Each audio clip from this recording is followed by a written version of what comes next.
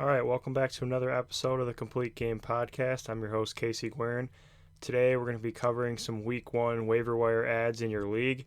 I have a list of 19 names that I put together, and I'm basically going to go over some waiver wire ads that you can add to your fantasy team after Week 1 here, going into Week 2.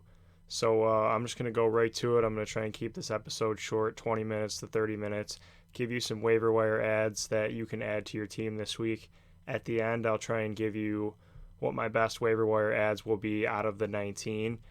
And I'll tell you which ones I think are the best ones, which are the most high priority ones to add. So let's just go right into it. I made a list, so I'm just going to go down the list. And then, like I said at the end, I'll tell you which ones are the most high priority or the best ones. So we'll start on the list with Joshua Kelly. So Joshua Kelly had 12 carries for the Chargers. 60 yards, 1 touchdown. He was in on most goal line situations, so we're pretty worried about Austin Ekeler right now. The good thing for Austin Ekeler is that Kelly only played 24% of snaps, so with only 24% snap share, we're not too worried yet about Ekeler, but Joshua Kelly's definitely coming. I think Joshua Kelly will start getting more touches. Could be a waiver wire ad. We have seen in the past that Chargers offense that we could have kind of 2 running backs relevant. We can kind of see that they might be able to have 2 fantasy relevant running backs. Josh Kelly is definitely worth an ad, definitely worth rostering. Not really worth starting right now, but definitely worth adding on a roster. Going to number 2, I have Jerick McKinnon. Jerick McKinnon caught 3 passes in his first game since 2017 or 2018. I'm not even sure, but he hasn't played a game in over 2 seasons. Caught 3 passes in his first game back, scored a touchdown in his first game back. He could earn a passing down role at the bare minimum. He had three catches on 5 targets. He had more touches than Tevin Coleman already in the first game back. So you could see Jerick McKinnon. If you watch the game, I watched some of the highlights, and he did look a little rusty. He hasn't played in 2 years, but he got 5 targets. He caught 3 balls. He scored a touchdown. He was in the game for a decent amount. So that's good to see. Once he kind of shakes the rust off and gets back acclimated to the league, back acclimated to football, I think he could end up carving out a role for himself in this San Francisco offense, especially with an offense where all their receivers are injured.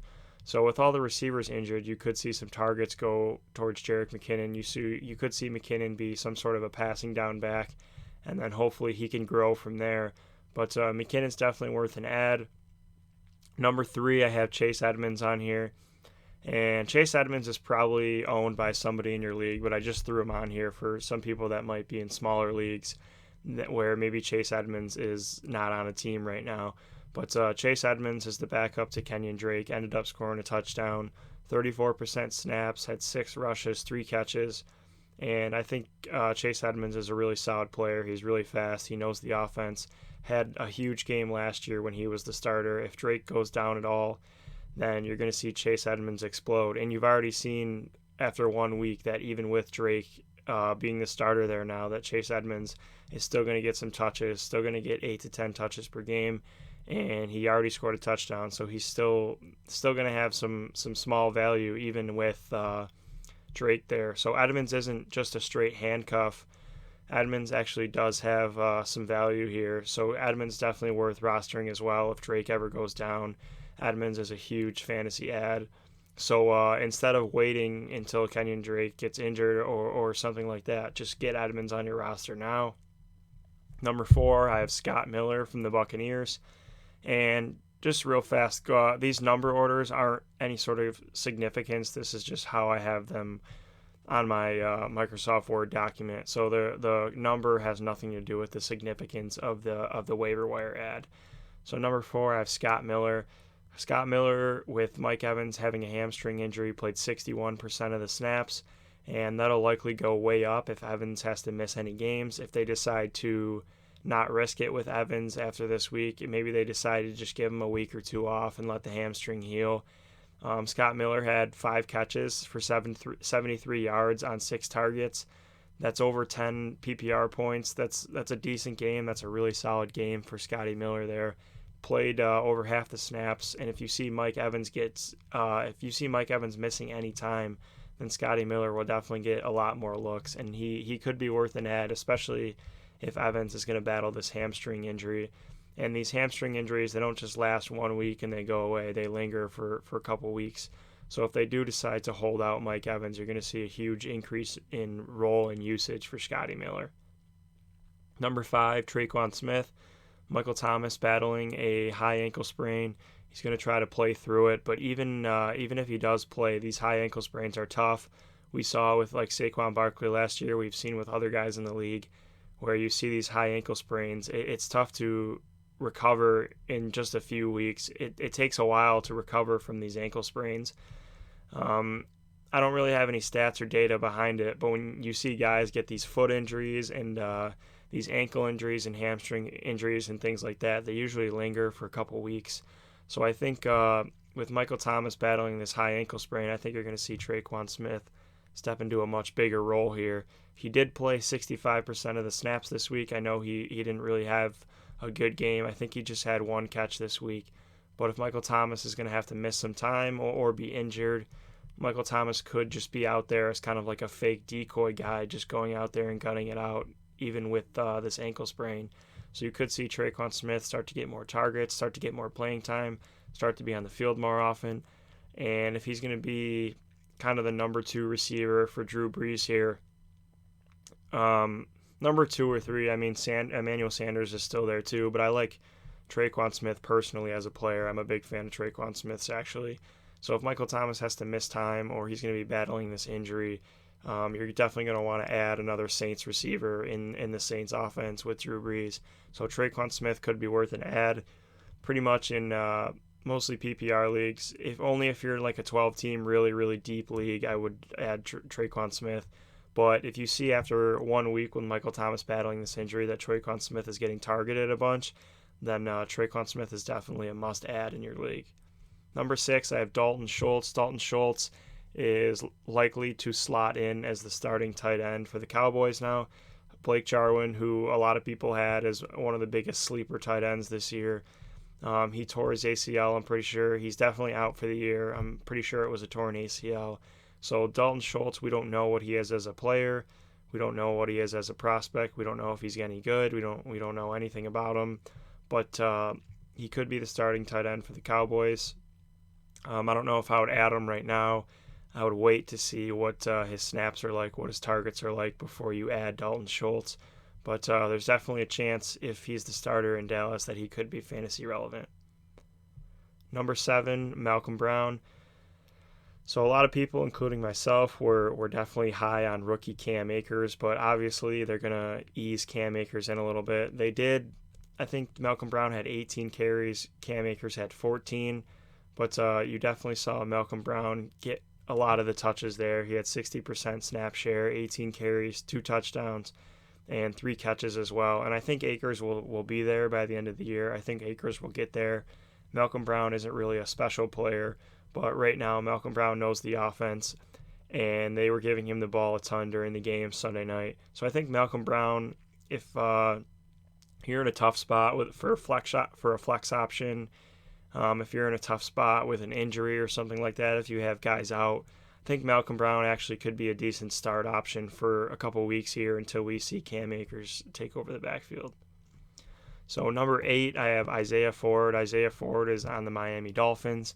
Isaiah Ford had a 74% snap share in week 1, potentially a starter if Devontae Parker has to miss any games. If Devontae Parker is injured, Isaiah Ford's probably going to be a starter. Like I said, 74% snap share, so he's going to be on the field if Parker's injured.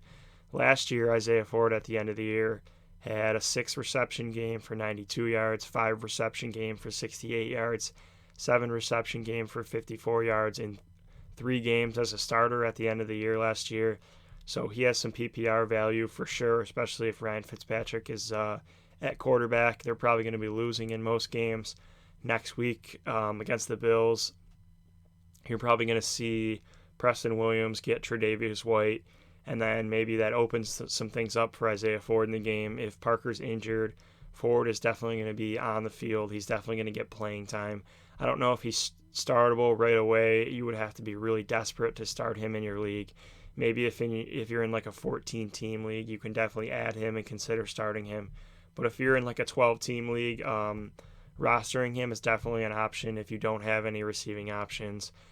He should have a decent floor, actually. I don't know what the ceiling is, but he could get some snaps. He's definitely going to be on the field and could be a solid fantasy ad if Parker is going to have to miss some time. Number 9, we have Russell Gage from the Atlanta Falcons. Russell Gage had 9 catches, went over 100 yards.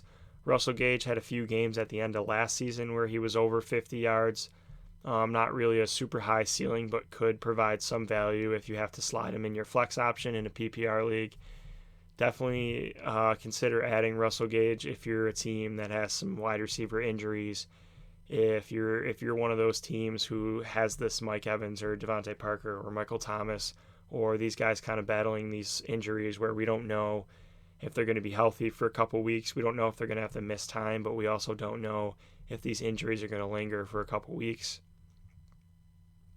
So going into number 10, Danny Amendola. Danny Amendola went 5 for 81 this week. He'll probably be a solid PPR play going forward as long as Kenny Golladay is not playing. He's going to see a lot more significant playing time with Kenny Golladay out, so Amendola could be a solid fantasy option. Number 11, I have Paris Campbell on here. And like I said, these numbers aren't significant. Paris Campbell isn't the 11th best waiver ad of the week, but I'll get to that at the end. So Paris Campbell is actually probably going to be the highest waiver ad of the week. Paris Campbell had the highest snap share for receivers on the Colts. He played the most snaps out of receivers for the Colts. 6 catches, 70 targets, or 6 catches, 70 yards on 9 targets. So that's good to see. He had 9 targets, 6 receptions. That's awesome. That's a really great game. Next week, the Colts, I'm pretty sure, get the Jets, and you're definitely going to want to pick up Paris Campbell, start him against the Jets after what we saw the Bills do to the Jets. For the most part, in that game, the Jets secondary looks really, really bad. So you're going to want to start pretty much all fantasy players playing against the Jets. You're going to want to start quarterbacks, receivers, running backs. You're going to want to start everybody against the Jets. Their secondary looks really poor, so definitely pick up Paris Campbell. Paris Campbell, second-year receiver from Ohio State. We saw already in the first week he got the targets, he got the snaps, and that's all we need to see to know that Paris Campbell is going to have a breakout year this year as a sophomore. So get him now before it's too late, and get him on your roster right now this week.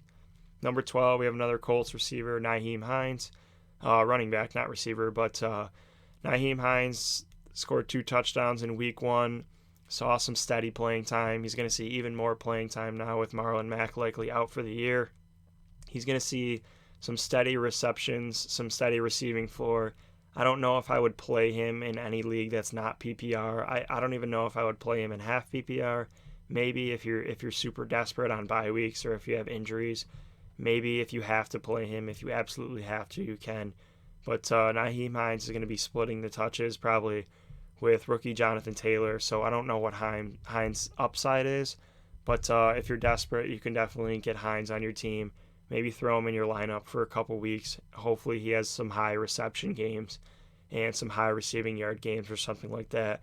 But he definitely will see some receiving work. He'll be kind of a third down back, kind of satellite back that gets some touches and some receptions. So he's definitely going to have a role going forward, and he's worth at least an ad in most leagues. Number 13, I have James Robinson from the Jaguars. So James Robinson, undrafted free agent rookie, starting for the Jaguars after they cut Leonard Fournette. And the crazy thing about James Robinson being an undrafted free agent, so first NFL game, no preseason games, no nothing. Got every single running back carry for the Jaguars. No other Jaguars running back got a single carry. He got all of them, 60 yards as an undrafted rookie. That's a really good game. Jaguars have some light defenses coming up that they play against. James Robinson could be a decent play, especially in standard scoring leagues that aren't PPR. I think he's going to have 60. He could have like 50, 60, 70 yards every week if they're just going to feed him all the carries. Could be a solid, nice little floor option. I don't know about the ceiling, but he could be a nice little floor option if he's going to get all the running back touches there. And if he can compile 60 yards on the ground as an undrafted rookie, then he should just get better as the year goes on. And he's definitely worth an add. I like James Robinson. Like I said, he got every single carry for Jaguars running backs in the game. Nobody else, no other Jaguars running back got a carry in the backfield. So James Robinson's going to get all the carries there. I don't know about the receptions, but he's definitely going to get the carries. So if you're one of those people that drafted a lot of wide receivers early, you're looking for some running back plays, then definitely go get James Robinson, get him on your roster. You can start him. Expect some low running back 2, kind of some decent floor points there for you. Number 14, I have Laviska Shenault. Laviska Shenault, rookie on the Jaguars as well. 3 catches, 30 yards, and a touchdown. He's a rookie name to watch out for. He's not a fantasy starter yet, but it's good to see. Like I've said many times on the podcast and on podcasts before, like if you're a rookie, that means you're young and you're only like 21, 22 years old. If you can produce as a rookie in the NFL, then that means you're a pretty solid football player to do it at a young age with no preseason too. So Laviska Shenault scores a touchdown in his first game. That's awesome to see. He's a name to watch out for going down the stretch. Going forward for the rest of the year, Laviska Shenault's a name to definitely watch out for. I wouldn't roster him right now unless you're in a deeper league, but Gardner Minshew definitely looks solid. He had a good game, and Jaguars, they were in the game for most of the game, and they ended up winning. So Minshew didn't have to throw as much as we thought the Jaguars were going to have to in the game. But going forward for the rest of the year, you're going to probably see the Jaguars losing a lot, and you're going to see Minshew having to throw more in comeback mode. So Shenault could benefit from that. Shenault, he's worth a roster spot in deeper leagues, but I don't think he's going to be startable anytime soon. If he is startable, it would be way towards the end of the year when he if he ends up having like a breakout season and starts getting a lot of snaps and targets, he could be fantasy relevant by the end of the year, but right now he's not startable. But it's definitely a name to watch out for. Miles Boykin is number 15 on the list that I have here. So Miles Boykin actually ended up playing the most snaps out of any Ravens wide receiver this week. I know they were up by a lot, so that kind of skews it when you're kind of getting starters out of there and you're playing some other guys and things like that. But it's still important to note that Miles Boykin played the most snaps out of Ravens wide receivers. He had the highest snap share. He had 3 catches for 30 yards. But if he's going to be out there all the time, if he's going to lead the team in snaps, then it's definitely worth keeping your eye on him. I don't know if he's worth adding right now. He's really not worth adding onto your roster unless you're in a super deep PPR league. But he's definitely a name he's definitely somebody to watch. He's definitely a guy to keep your eye on.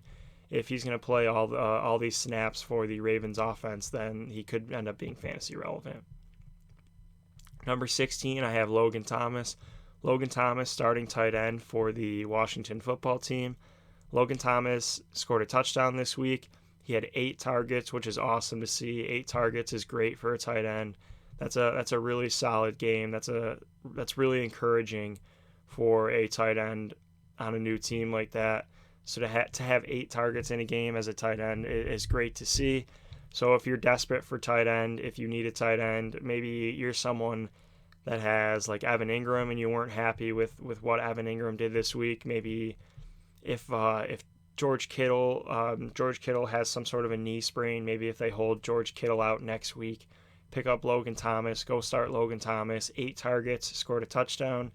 Could be somewhat fantasy relevant here going forward, especially when in Washington they kind of don't have a set target share distribution. Like, McLaurin's going to get his, but you don't. After that, it's a toss-up. You don't know if it's going to be Steven Sims or whatever. It's a toss-up after Terry McLaurin for targets from Dwayne Haskins. So if Logan Thomas is going to get 8 targets every game, then he has a really good shot at being a sleeper tight end this season. So he's definitely worth an add for anybody that's tight end needy, for anybody that might have George Kittle who might have to miss a week, anybody that's struggling for tight end help right now, Logan Thomas definitely worth an add.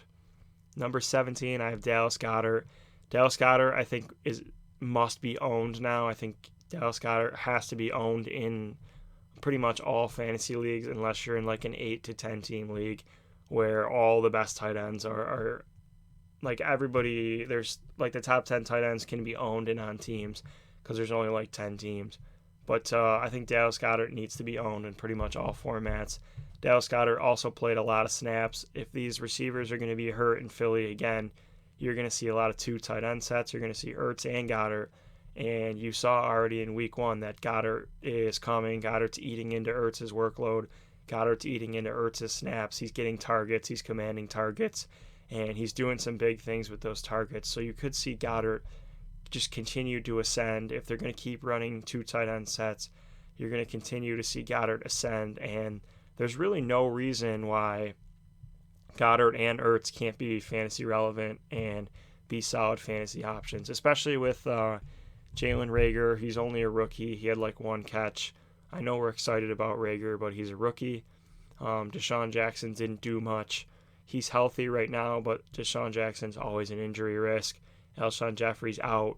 So with all this injury risk at receiver for the Eagles, you could see them just continue to go with 2 tight ends, and you could see Dallas Goedert and Ertz both be relevant. So I think Goedert's definitely a must-own, or at least he should be on a team in your league at this point after week 1. Number 18, I have Benny Snell. Benny Snell, if James Conner has to miss any time, Benny Snell in the Monday night game tonight had 100 yards rushing, which is awesome to see. I think you kind of saw after the first half, once Big Ben kind of got back into the swing of things, you kind of saw more of that old Steelers offense where you want pieces of this offense. You definitely want pieces of this. You definitely want pieces of this Steelers offense.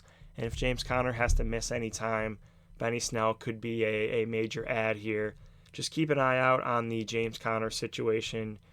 They're saying right now that James Conner is optimistic he's going to be able to play next week. It's just a lightly banged up ankle. But keep an eye on the situation. I wouldn't go spending any crazy waiver priority or any sort of free agent auction bidding on Benny Snell yet until we have something definitive that says James Conner is going to be out.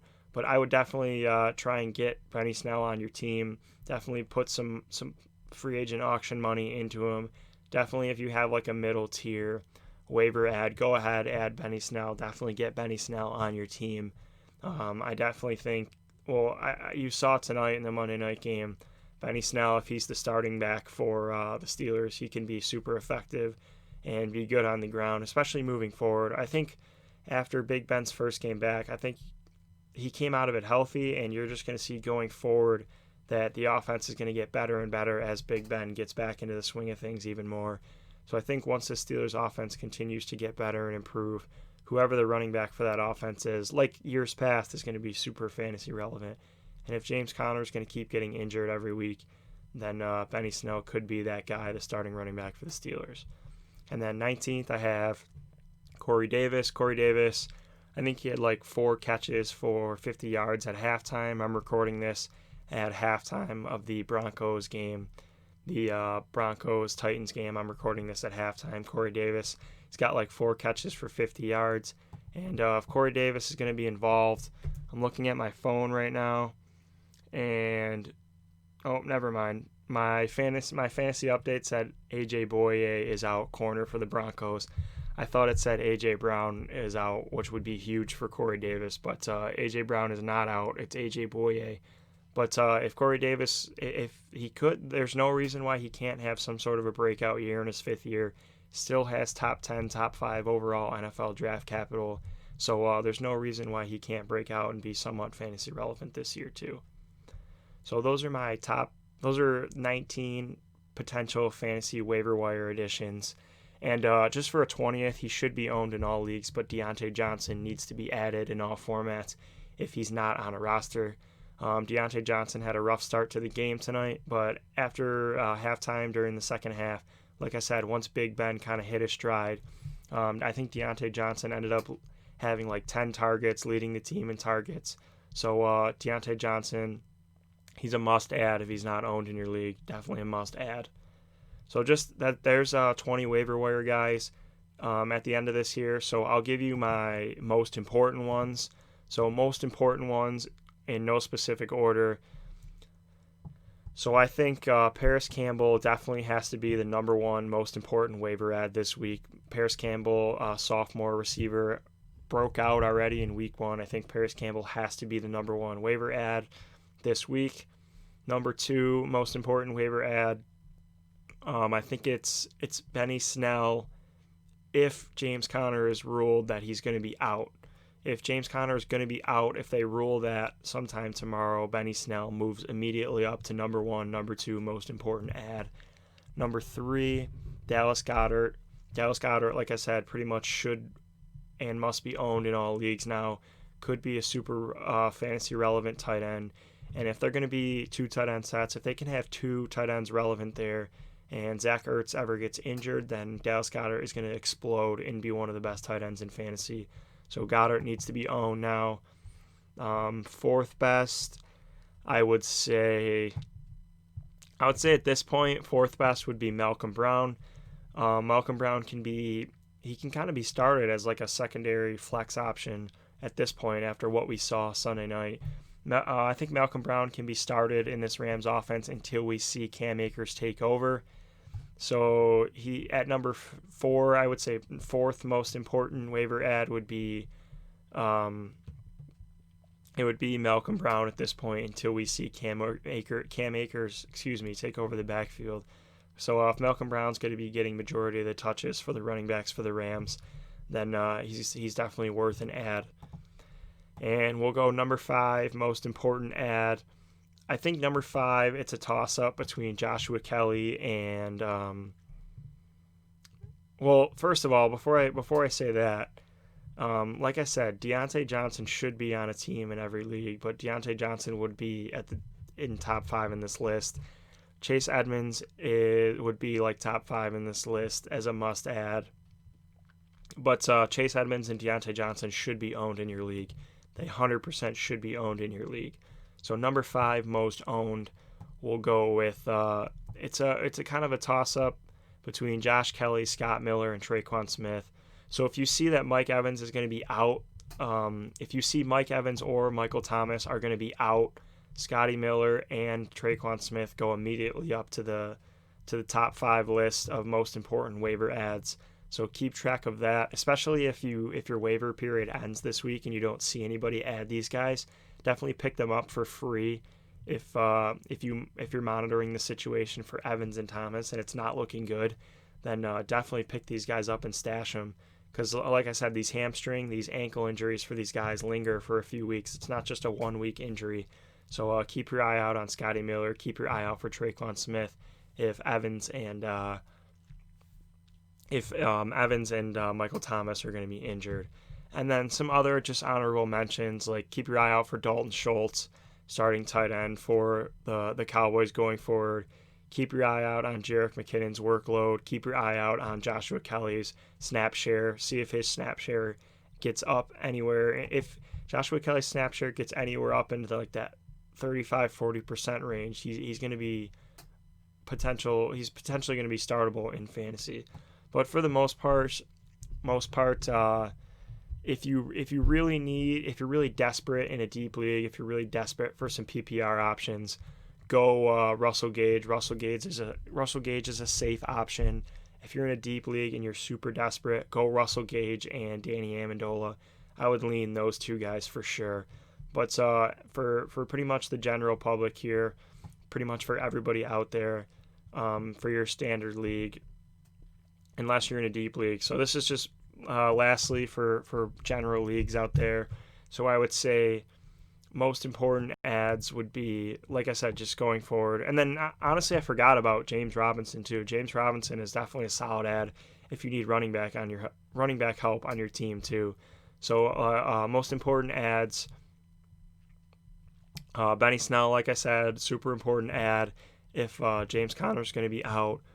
Paris Campbell, most important ad of the week, number 1 waiver wire ad. Nyheim Hines is in there too as a decent waiver ad. But Dallas Goedert, Benny Snell, 2 huge waiver wire ads this week. And then, like I said, watch out for Scott Miller and Traquan Smith if Evans and Michael Thomas have to miss time. Keep your eye on James Robinson.